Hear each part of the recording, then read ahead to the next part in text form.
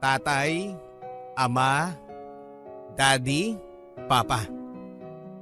Ano man ang tawag natin sa kanila, sila ang kokompleto sa ating pagkatao. Sila ang nagpapatatag sa ating pamilya, kaya sila ang tinuturing nating haligi ng tahanan. Pero paano kung ang inakala mong tatay ay isang pusong mamon? Ipagmamalaki mo pa rin ba siya o ikakahiya? Ako po ang inyong si Papa Dudut sa mga kwento ng pag-ibig, buhay at pag-asa. Dito sa Barangay Love Stories. Dear Papa Dudut, ako po si Lorraine at bata pa lamang ako ay malapit na ako sa aking papa. Siya kasi ang madalas kong kasama dahil si mama ay nasa ibang bansa at isa siyang OFW.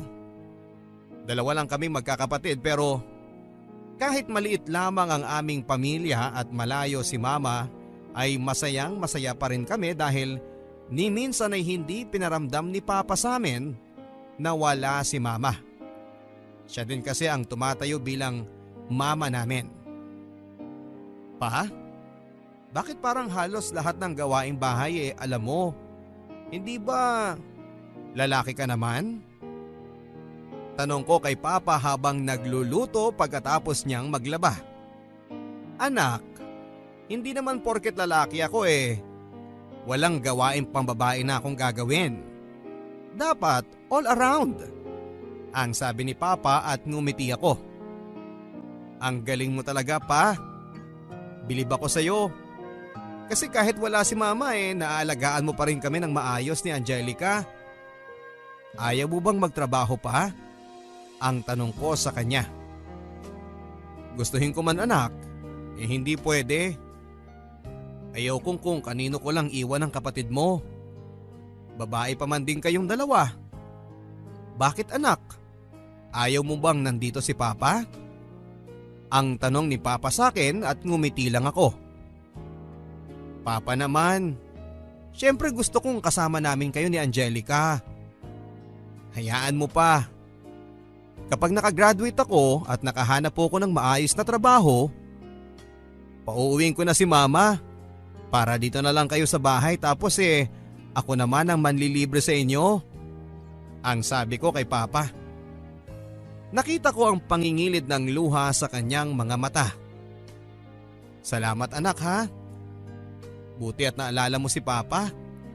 Ang sabi nito sa akin sabay yakap. Oo naman pa. Mahal na mahal ko kayo ni mama. Ang sagot ko naman sa kanya. Mabait si papa, maalaga at isa pang sobrang hinahangaan ko sa kanya ay sobrang sipag niya, Papa Dudut. Kaya masasabi kong napakaswerte ko talaga kay papa. Kasi alam kong mahal na mahal niya ako at ang aking kapatid. Pero isang araw ay narinig kong may kausap siya sa cellphone. Mahina ang boses niya at parang bumubulong lang, basta ang narinig ko lang ay ang sagot ni papa. O sige, pupunta ako, ang sabi niya. Nagtaka ako kung ano ang pinag-uusapan nila nang nasa kabilang linya. Ang inisip ko na lang ay baka si mama yon at may pinag-uusapan lang silang mahalaga. Magmula noon Papa Dudut ay ewan ko ba pero unti-unti na akong nagdududa sa mga kinikilos ni Papa. 4 na taon na ang nakakalipas Papa Dudut, graduate na ako ng high school pero simula noong last na uwi ni Mama ay hanggang ngayon ay hindi pa rin siya bumabalik. Ang sabi niya ay sa graduation ko daw siya uuwi pero hindi naman niya tinupad ang pangako niya. Sobra na nga ako nagtatampo kay Mama.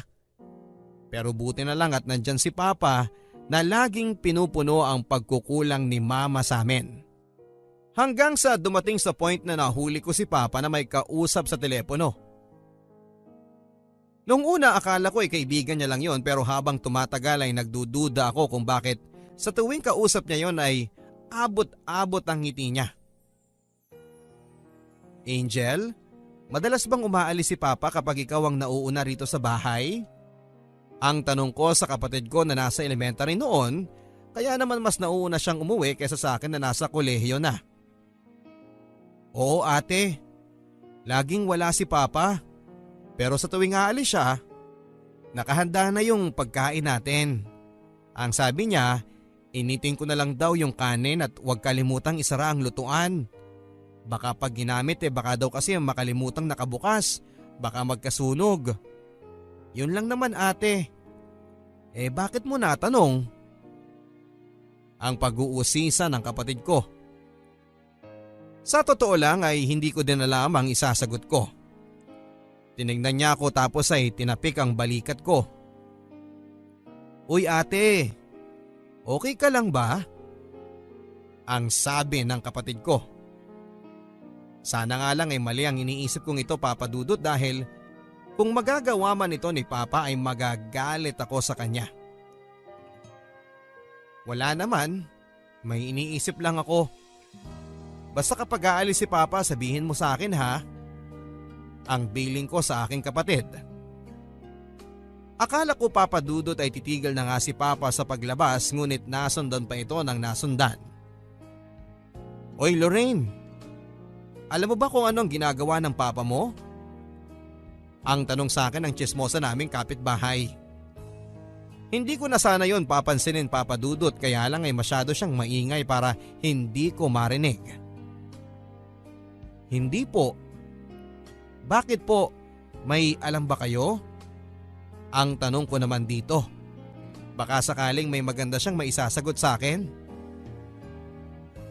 Yang Papa mo, lagi naming nakikita na may kasamang iba. Sinusundo sa hotel. Naku ha, yan ang nga bang sinasabi ko Porket wala dito ang mama mo, ganyan ang gagawin niya. Hay naku, ang mga lalaki talaga. Hindi makontento sa isa. Ang pagdidiin pa nito. Noong una ay ayaw ko sanang patulan ang mga sinasabi niya pero andito na rin lang kaya tinanong ko na. Sino po ba yung nakita niyong kasama ni Papa? Ang tanong ko. Yung isang babaeng maganda tapos sexy. Nako kung ako sa inyo, sasabihin ko na sa mama mo. Baka mamaya hindi nyo na namamalayan na iiwanan na pala kayo ng papa nyo. Ang sabi niya sa akin. Bumilis ang pintig ng puso ko at gusto kong sabihin kay mama ang lahat ng nalaman ko pero nagpigil ako Papa Dudut dahil ayokong masira ang pamilya na meron ako.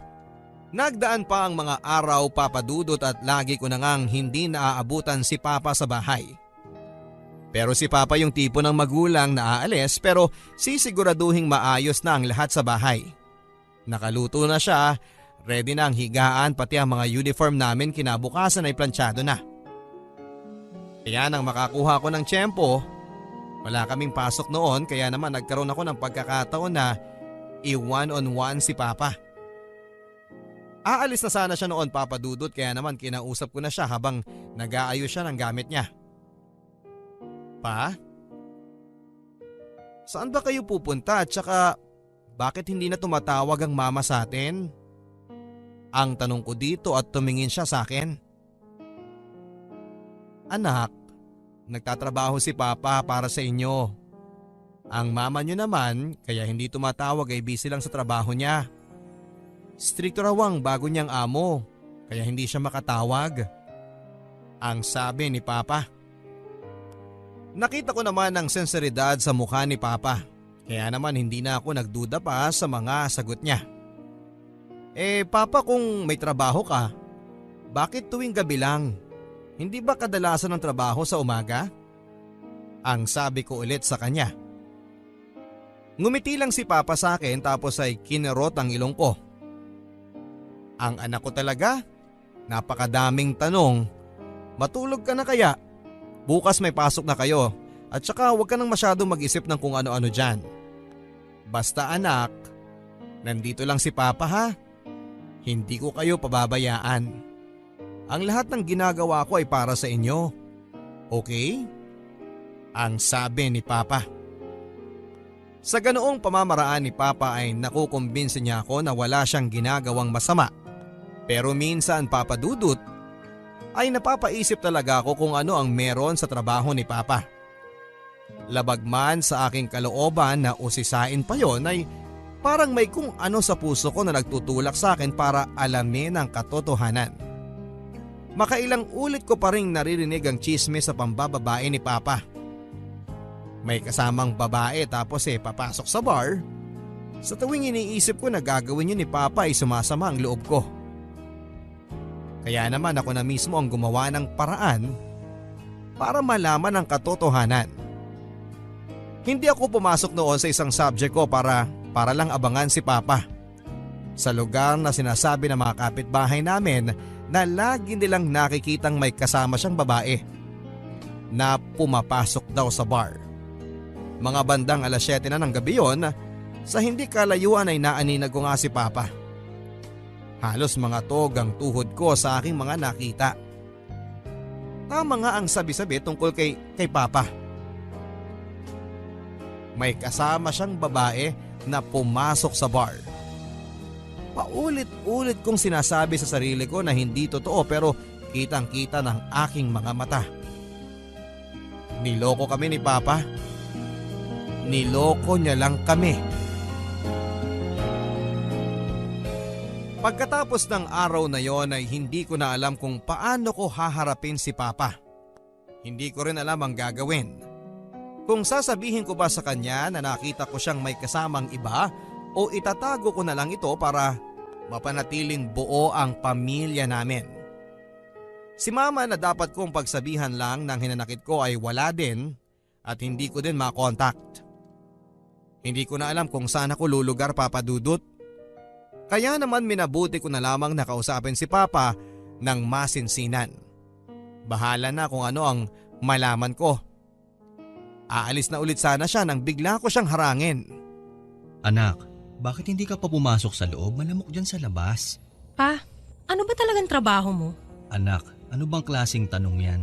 Driver ako ng bus kaya gabi lang ako umaalis. Driver ba talaga? Nagtatrabaho ka ba talaga o nambababae? Anak, wag mong sabihing naniniwala ka sa mga chismis sa akin ng mga kapitbahay. Noong una pa ayaw ko talaga maniwala eh. Pero nung nakita na mismo ng mga mata ko, doon ako nagsimula magduda kung totoo ba talagang sinasabi niyo sa akin o mas paniniwalaan ko yung sinasabi ng ibang tao. Anak, maniwala ka sa akin. Wala akong ginagawang masama. At gaya ng paulit-ulit kong sinasabi sa'yo, ang lahat ng ginagawa ko ay para sa kabutihan yung dalawa ng kapatid mo.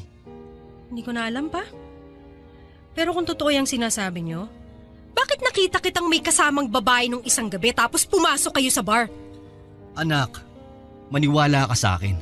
Wala akong intensyong masama. Ang hinihingi ko lang sa'yo ngayon, anak, ay konting pang-unawa. Balang araw, maiintindihan mo din ako. Hindi ko talaga alam kung ano ang ibig sabihin ni Papa sa mga sinabi niyang yon. Pero dahil na rin sa mga nakita ko ay nagsimula nang magbago ang pakikitungo ko sa aking ama. Kumuha ako ng kursong education, Papa Dudut, dahil yun talaga ang pangarap ko. Dati porsigido ako makatapos para mabigyan ng maginhawang buhay sina Mama at si Papa. Pero ngayon ay parang unti-unti na ako nawala ng amor sa pag-aaral. Lalo na sa mga nangyari kay Papa na pambababae. Hanggang sa makilala ko si Jeric. Niligawan niya ako ng 1 buwan at hindi nagtagal ay sinagot ko na rin siya. Sa tuwing kasama ko si Jeric ay nababawasan ang bigat ng mga iniisip ko. Ang daming dumating na problema, Papa Dudut. Noong una akala ko ay kaya kong lampasan ito ng mag-isa. Pero hindi pala. Nagtrabaho ako sa isang fast food chain bilang isang crew. Nag-working student ako para nang sa ganon ay malibang ako kahit na sinusustentuhan naman ako ng maayos ni Papa. Pero napabarkada ako, Papa Dudut. Nawalan ako ng patutunguhan sa buhay. Naging laman ako ng bar kasama ng mga barkada ko. Bagay na madalas naming pagtalunan ni Papa. Anak, bakit ka naman umuuwing lasing? At saka kailan ka pa natutong uminom ng alak? Ang tanong ni Papa nang minsang maabutan niya akong umuwi sa bahay na pagewang-gewang sa daanan. Wala kang pake pa. Ikaw nga nang bababae ka. Tapos sa akin makikialam ka sa kung anong gusto kong gawin sa buhay ko? Masaya ako ngayon, kaya hayaan niyo na ako. Ang sabi ko sa kanya. Tumingin siya sa akin. Anak, ilang beses ko bang dapat sabihin sa inyo na pagkatiwalaan mo naman ako? Wala akong ginagawang masama. Ang sabi nito sa akin. Gusto kong umiyak sa harapan niya sa dami ng aking iniisip pero parang naging manhid na ako, Papa Dudut. Naging manhid ang aking puso. Pa, paano ako magtitiwala sa inyo kung hindi niyo sinasabi ang katotohanan? Kung bakit niyo nagawa ang lahat ng ito? Hindi ko na alam ang paniniwalaan ko. Pati si Mama. Ilang taon nang hindi umuuwi. Ni tawag hindi niya magawa. Ano bang nangyayari sa pamilyang to? Ang sabi ko kay Papa. Tinapik niya lang ang likod ko. Anak, kahit na anong mangyari, hindi ko kayo kayang iwan ng kapatid mo. Ang sabi ni Papa. Gusto kong umiyak sa harap niya pero pinigilan ko. Kahit kanina pang nag-uunahan ang aking mga luha. Papa Dudut, nagpatuloy ang gawain kong pag-inom at pagbabarkada. Napabayaan ko na ang grades ko. Sobra talaga akong naapektuhan sa mga pinaggagawa ni Papa. At hanggang ngayon ay palaisipan pa rin sa akin kung dapat ko ba siyang pagkatiwalaan gaya ng mga sinasabi niya o dapat nga ba akong magalit dahil sa ginagawa niya. Hindi ko na talaga alam ang gagawin ko, Papa Dudut. Hanggang sa ako na mismo ang nakadiskubre ng matagal nang tinatago ni Papa. Mga bandang 3:00 na yon nang maalimpungatan ako at magising. Pumunta ako ng kusina para uminom ng tubig. Nakita ko ang bukas na kwarto ni Papa. Sumilip ako at wala pa nga siya. Binuksan ko ang ilaw at naghalungkat sa mga gamit niya. At laking gulat ko nang makita ko ang mga damit pambabae sa kanyang kabinet. At iba't ibang kulay ng wig. Hindi ko alam kung para saan ang mga yon, Papa Dudut. Muntik na akong mahuli ni Papa dahil saktong-sakto ang pagdating niya. Sumilip ako sa bintana ng kanyang kwarto. At halos lumuwa ang aking mga mata. Nakita ko si Papa. May kasamang lalaki at magkahawak pa sila ng kamay. Pinisil niya ang pisngi ni Papa bago tuluyang umalis. Ang lakas ng pintig ng puso ko noon, Papa Dudut. Mas lalo naman nang makita ko ang reaksyon ni Papa. Na parang kilig na kilig talaga. Dali-dali akong lumabas ng kwarto at gusto kong kausapin na sana si Papa tungkol sa aking mga nakita pero hindi ko muna ito ginawa habang hindi pa malinaw ang lahat sa akin. Nakapag-decide ako, Papa Dudut, na pumunta mismo kung saan ko nakita si Papa. Sinakto kong nakaalis na siya ng bahay. Nakita ko ang makailang ulit niyang tawag at text sa akin pero hindi ko yon pinapansin. Malamang ay nagwo-worry na siya dahil hindi pa rin ako nakakauwi. Hindi ko alam kung saan ko makikita si Papa. Masyadong maingay at masyadong mailaw ang pinasok kong lugar. Maraming tao at ang lakas ng mga hiyawan nila sa mga nagpe-perform. Isang bar ang pinagtatrabahuhan ni Papa. Hindi siya tulad ng bar na iniisip ko dahil mga bakla ang performer dito.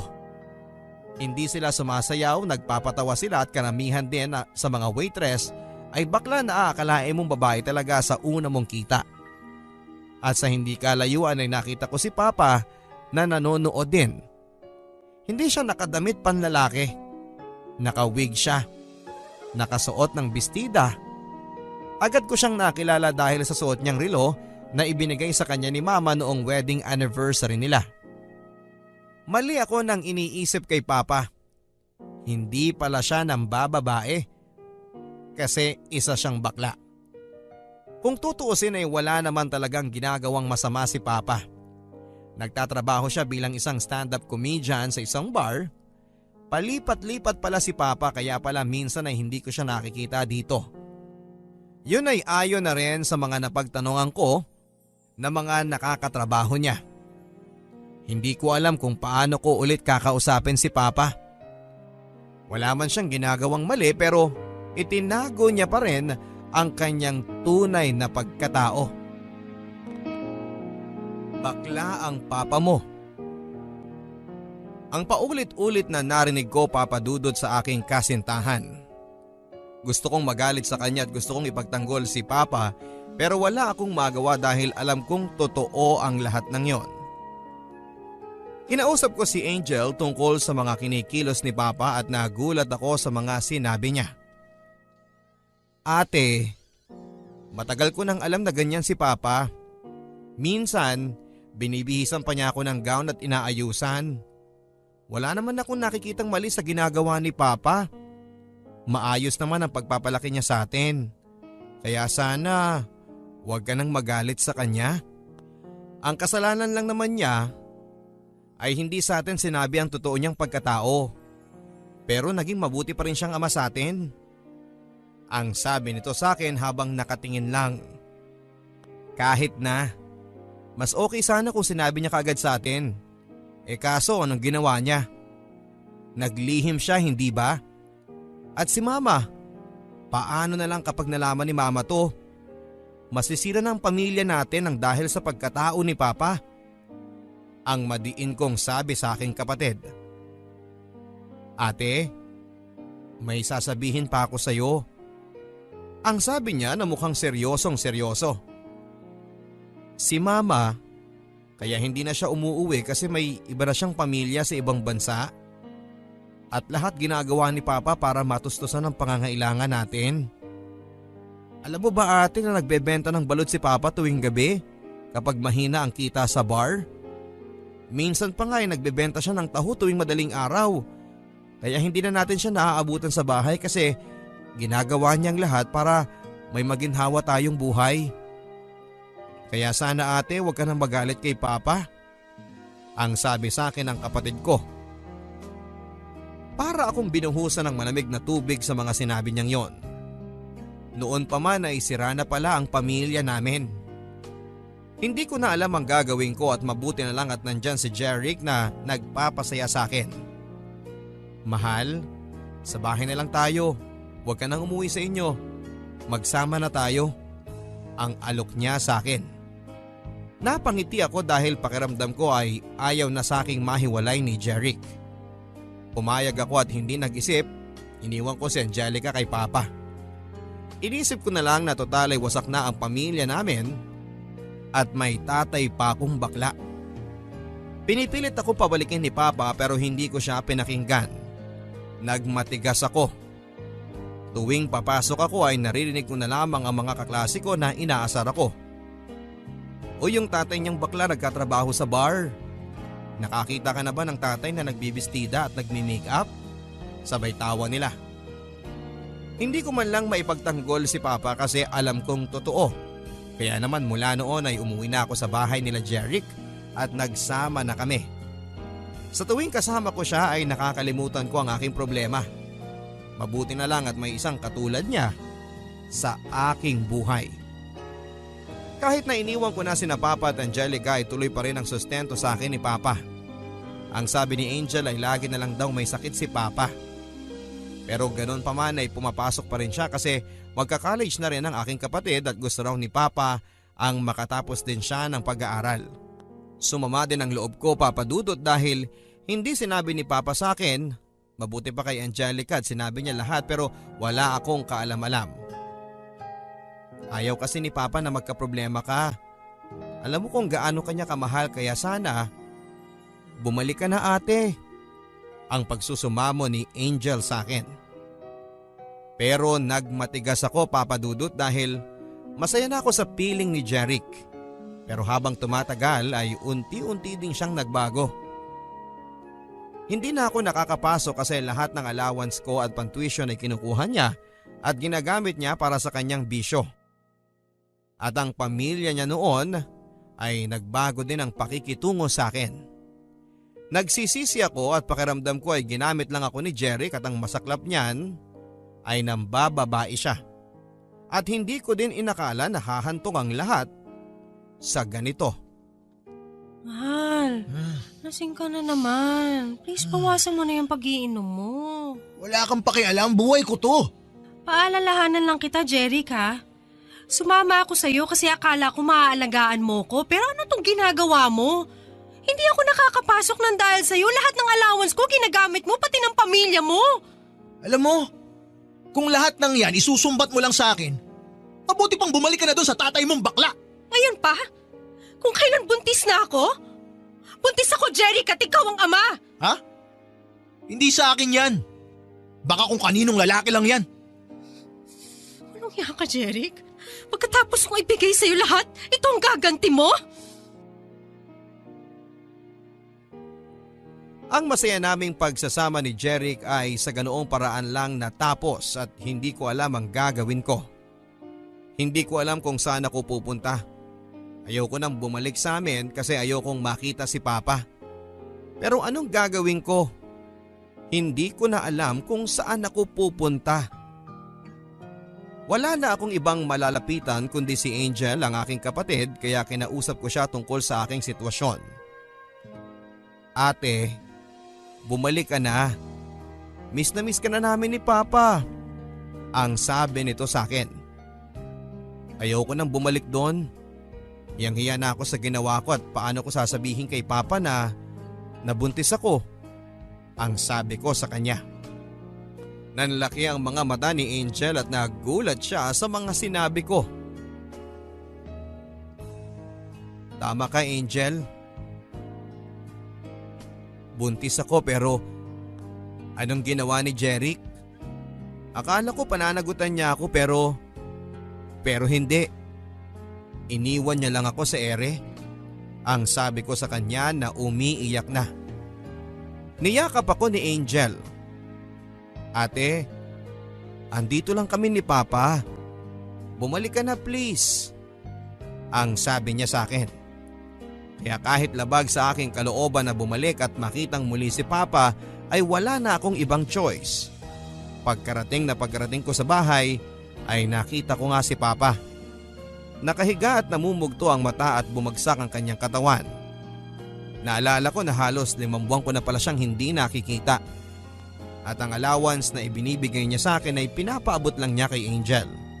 Yung kasi ang billing ko na ayaw ko siyang makita. Pero halos manghina ako nang makita ko siya, Papa Dudut. Nakaramdam ako ng awa at galit sa aking sarili. Paano ko ito nagawa kay Papa? Pa? Ano nangyari sa'yo? Anak, medyo tinangkaso lang ang papa mo. Pero huwag kang mag-alala. Pak na pak pa rin ang beauty. Papa, sorry kung naging matigas ako sa inyo. Sorry sa mga kasalanan ko. Ano ka ba, anak? Kalimutan na natin yun. Ang mahalaga, nandito ka na at kasama na namin ulit. Pero pa, may kasalanan po ako. Ano yun, anak? Buntis ako pa. Pero hindi ako pananagutan ni Jeric. Yung boyfriend mo? Totoo ba yan, anak? Naku, gusto ko siyang sabunutan. Pa, hindi ba kayo galit sa akin? Dahil hindi na ako nakapag-aral ng dahil sa ginawa ko. Lahat ng allowance ko napupunta lang lahat sa kanya, ginagamit niya sa bisyo niya. Anak, wala na tayong magagawa kung yun na nangyari. Ang mahalaga ay alam mo na ang pagkakamali mo. Salamat pa. Pinangako ko pong bubuhayin ko na maayos yung anak ko kahit ako lang mag-isa. Kahit anong mangyari, anak, hindi ka mag-iisa dahil kasama mo kami. Laking pasasalamat ko, Papa Dudut, dahil buong puso pa rin akong tinanggap ni Papa sa kabila ng mga pagkukulang ko at sa aking mga nagawang pagkakamali sa kanya. Kaya ngayon ay handa na akong magbagong buhay para sa aking pamilya at sa aking magiging anak. Nagkasakit si Papa. Pero mabuti na lamang at naagapan at hindi naging malala dahil daw ito sa kanyang paninigarilyo. Kaya naman minabuti na niyang tigilan ang kanyang pagyoyosi. Ako naman Papa Dudut ay nagpatuloy sa pag-aaral kahit buntis ako. Hindi ito naging hadlang sa aking kagustuhang makapagtapos ng pag-aaral. Hanggang sa unti-unti ay nakatapos na ako. Kasama ko sa aking sinapupunan ng aking anak. Laking pasasalamat ko Papa Dudut sa pangalawang pagkakataon na ibinigay sa akin ni Papa. Pero sa aking 7 buwan na pagdadalang tao ay nakunan ako Papa Dudut. Sobra akong nalungkot sa mga nangyari. Para ba akong siningil ng tadhana dahil sa mga nagawa ko kay Papa? Papa, bakit ganun? Kung kailan handa na akong magbago, parang pinagbabayad ako ng tadhana sa mga nagawa ko sa inyo. Anak, huwag mong isipin yan. Hindi naman natin ginusto na mawala ang anak mo. Pero pa, walang ibang dapat sisihin dito kundi ako dahil sa mga nangyayari sinisingil na ako ng karma. Basta anak, kahit na anuman ang pagdaanan mo ay nandito pa rin kami ng kapatid mo. At hindi ka namin iiwan. O siya, huwag ka nang umiyak. Aura na para pak. Si Papa talaga, kahit kailan joker. At least napapatawa kita. Mahal na mahal kita anak. Mahal na mahal din kita pa. Pangako sa susunod na magmamahal ako, ang hahanapin ko yung katulad nyo. Katulad kong pusong mamon? Kahit pusong mamon pa siya, kung mahihigitan niya yung pagmamahal na binibigay mo sa akin. Ay naku anak, mukhang mahihirapan ka. Kasi wala nang hihigit pa sa pagmamahal ko sa inyo. Ang sarap sa pakiramdam na may taong handang yakapin ang lahat ng iyong pagkakamali at handa kang tulungan kahit na ilang beses ka pang madapa. Yung mamahalin ka ng walang pag-aalinlangan at lahat ng yon ay natagpuan ko lang sa aking Papa. Pinangako ko sa aking sarili na maghahanap ako ng maayos na trabaho para makatulong kay Papa at hindi na siya magtrabaho pang muli. Si Mama, Papa Dudut ay tuluyan na kaming kinalimutan. Hindi na siya nagpadala ng sustento at pinutol na niya ng tuluyan ang komunikasyon namin. Ang huling balita namin sa kanya ay nagkaroon siya ng anak. Aaminin ko na nasaktan ako noon, lalo na nang makita ko ang bago niyang pamilya. Pinagtuunan ko na lamang ng pansin ang aking let, nag-review ako ng maayos at laking gulat ko na lamang na lahat ng aking paghihirap sa wakas ay nasuklian din. Bakit ba nagtatatakbo ka dyan anak? Pa! May teacher ka na! Anong ibig mong sabihin? Pa! Nakapasa ako sa board exam! Talaga? Oo! Totoo ba yung sinasabi mo? Oo pa! Mapapalitan ko na lahat ng paghihirap nyo! Naku anak, salamat sa Diyos. Salamat din sa inyo pa! Dahil kung wala kayo, hindi ko maabot lahat ng meron ako ngayon. Ikaw ang pinaka-the best na tatay sa buong mundo!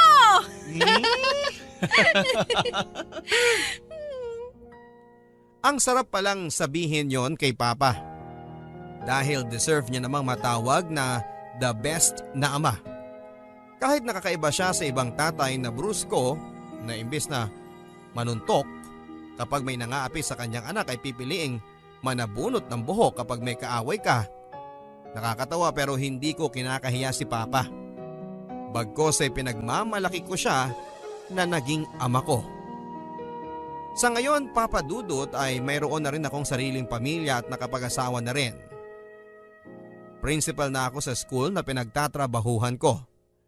Matagal ko mang nakuha ang lahat ng meron ako ngayon ay tinutuon ni Papa ang lahat ng sinabi niya na kahit anuman ang pagdaanan ko ay hinding-hindi niya ako iiwanan. Si Papa pagkatapos ko makaipon ay binigyan ko ng puhunan para sa sarili niyang negosyo, ang beauty parlor. Mabenta si Papa lalo na sa mga kabarangay namin dahil magaling siyang hairstylist. Sa edad na 50 ay malakas pa ring maggupit, mag-straight, magkulot at magkulay ng buhok. Kahit mga pedicure at manicure ay alam ni Papa. May mga kasama din siya sa salon, kaya minsan sabi ko wag na siya magtrabaho pero siya itong mapili talaga. Libangan na lang daw niya ito, lalo na kay Angelica na lagi niyang inaayusan dahil mahilig ang aking kapatid sa pagsali sa mga beauty pageant. Dahil na rin kay Papa. Kaya ayon, ang saya-saya nilang dalawa. Ako naman ay binayayaan ng masipag at responsableng asawa at may isa na rin po akong anak na si Abilene. Masayang masaya ako sa naging takbo ng aking buhay kahit mahirap man noong una ay natutunan kong mahalin ang pagkatao ni Papa. Na dati kong kinakahiya pero ngayon ay pinagmamalaki ko na. Kaya para sa the best kong Papa sa buong mundo, mahal na mahal kita at kahit na sa iyong pagtanda, pakahawakan mo ang aking pangako sa iyo na hindi kita pababayaan at hindi ko susukuan gaya ng ginawa mo sa akin noon. Maraming salamat po Papa Dudut sa pagkakataong ibinigay niyo sa akin upang ma-share ko sa inyo ang aking buhay. Happy Father's Day sa lahat ng ama natin. More power po sa inyong programa. Ang inyong kapuso at kabarangay, Lorraine. Minsan hindi natin maintindihan ang ating mga magulang. Lalong-lalo na sa ating mga tatay na masyadong mahigpit po sa atin. Minsan ay nasasakal na tayo dahil gustuhin man nating tumayo sa ating mga sariling paa ay hindi natin magawa dahil kailangan natin silang sundin. Pero sa huli ay ang lahat pala ng paghihigpit na ginagawa ng ating ama ay para sa ating kabutihan. Ano man ang trabaho, ano man ang pagkatao, hindi kailanman tayo mabubuo kapag wala ang pagmamahal ng ating ama. Ang ating ama na kayang magpuyat, kayang magtrabaho 24 oras para lamang mabigyan tayo ng magandang buhay. Kaya naman sa araw nila ay marapat lamang na pasalamatan natin sila sa lahat ng kanilang sakripisyo para sa atin. Kaya sa ating mga tatay, Happy Father's Day. Ito po ang mga kwento ng pag-ibig, buhay at pag-asa kasama ng inyong Papa Dudut sa Barangay Love Stories. Forever.